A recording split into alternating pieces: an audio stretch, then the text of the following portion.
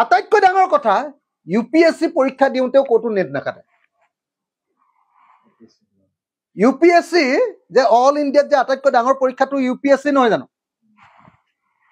UPSC পৰীক্ষাৰ কাৰণে net কাটিব নালাগে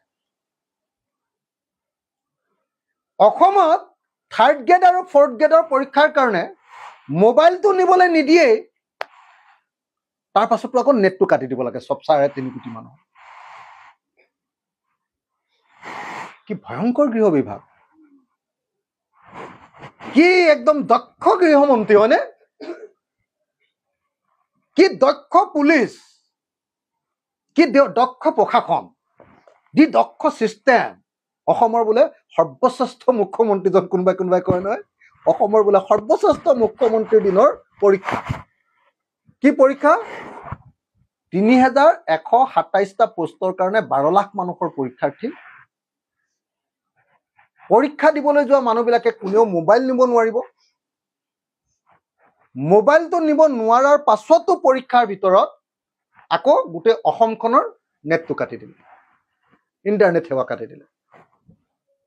এনেকুৱা ভয়ংকৰ হিটলাৰী শাসন পৃথিৱীত কৰবাত আছে নেকি কক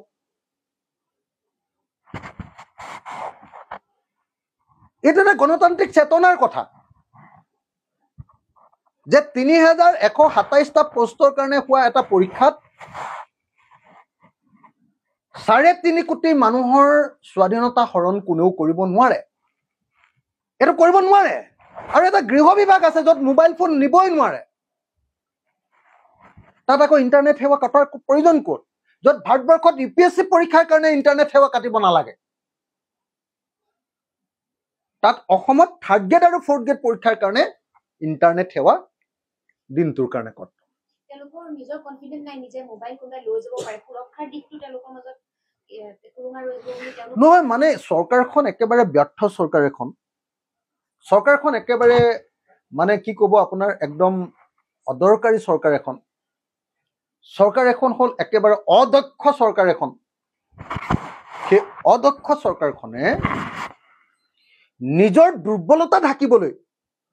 দুৰ্বলতা এটা মোবাইলতে ওলাই পৰিব ন কোনোবা মোবাইল লৈ গলে এটা গুটে দুৰ্বলতা ওলাই পৰিব